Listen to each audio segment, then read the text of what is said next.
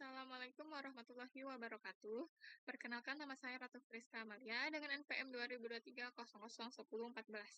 Di sini saya akan mempresentasikan video UAS yaitu tentang software, hardware, dan teknologi informasi.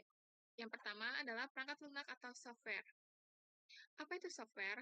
Software adalah atau perangkat lunak adalah sekumpulan instruksi atau perintah yang berfungsi untuk menjalankan program dalam bentuk komputer. Software berbentuk data digital yang tidak bisa dilihat secara fisik, tapi dapat dioperasikan melalui perangkat komputer. Fungsi software. 1. Memproses data, mengoperasikan komputernya sesuai dengan hasil informasi yang diinginkan. 2. Sarana interaksi untuk menghubungkan pengguna dengan perangkat keras lainnya. 3. Mengidentifikasi suatu program yang ada dalam sebuah komputer. 4. Menyediakan fungsi dasar dari sebuah perangkat sistem operasi pada komputer. 5. Penterjemah suatu perintah software lainnya ke dalam bahasa mesin agar dapat dimengerti oleh komputer. Next, system. Sistem operasi atau operating system dikenal sebagai perangkat lunak yang digunakan untuk mengatur setiap perangkat keras yang telah terhubung dengan CPU komputer, Mac OS, Apple OS X, Ubuntu, dan lain-lain. Yang kedua, program aplikasi. Software yang digunakan untuk berbagai keperluan seperti perambanan web, pengolahan gambar, dan pengolahan dokumen. Contohnya Microsoft Office, The Photoshop, Adobe Acrobat, and Google Chrome. Yang ketiga, programming language. Bahasa programmer merupakan bahasa yang digunakan dalam pembuatan sebuah program. Jika ditelisik lebih lanjut, ada beberapa macam bahasa pemrograman seperti Java, PHP, HTML, C++, dan lainnya. Contoh software ada PPT, Microsoft Word, Excel, Paint software, Mozilla Firefox, antivirus software.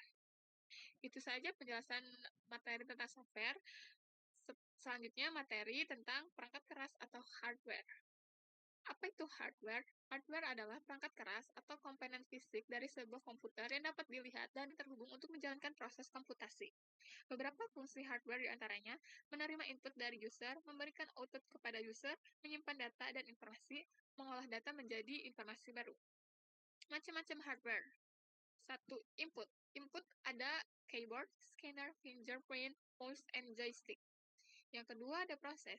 Ada processor, CPU, graphic adapter, mainboard, and RAM. Yang ketiga ada output, yaitu terdiri dari monitor, printer, plotter, and speaker. Yang keempat ada storage, yaitu terdiri dari USB flash disk, hard disk, CD atau DVD, atau Blu-ray. Itu saja penjelasan dari materi hardware. Selanjutnya tentang pengantar teknologi informasi. Apa itu sistem informasi? Sistem informasi adalah serangkaian komponen yang bekerja sama untuk mengumpulkan, mengelola, menyimpan, memproses, dan menyebarkan informasi yang diperlukan untuk mendukung pengambilan keputusan dalam suatu organisasi atau entitas. Sistem informasi atau SI adalah sistem yang menggabungkan aktivitas manusia dan penggunaan teknologi untuk mengumpulkan, menyimpan, mengelola, dan menyebarkan informasi. Sistem informasi dapat digunakan di berbagai bidang seperti bisnis, pendidikan, pemerintahan, dan kesehatan. Definisi sistem informasi berbasis komputer, salah satu perangkat keras, perangkat lunak, database, jaringan, orang, dan prosedur yang dikonfigurasi untuk mengumpulkan, memanipulasi, dan memproses data menjadi informasi. Sistem informasi berbasis komputer memiliki beberapa fungsi, diantaranya mengumpulkan data yang diinput, menyimpan data mentah secara sistematis, meningkatkan kinerja operasional, meningkatkan produktivitas. Dampak positif teknologi informasi. Yang pertama, mempermudah akses informasi dan komunikasi. Yang kedua, mempercepat proses produksi dan layanan. Yang ketiga, memberikan peluang bisnis dan investasi baru. Yang ketiga, memudahkan pencarian informasi pekerjaan. 4. Memudahkan pembelajaran tanpa batasan waktu dan ruang. Dan yang terakhir, ada memudahkan transaksi jual-beli melalui m-banking dan e-banking.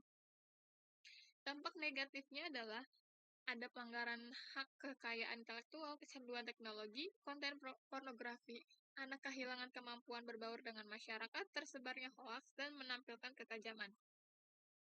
Itu saja presentasi materi video dari saya. Kurang lebihnya mohon maaf. Wabillahi taufiq wal hidayah. Wassalamualaikum warahmatullahi wabarakatuh.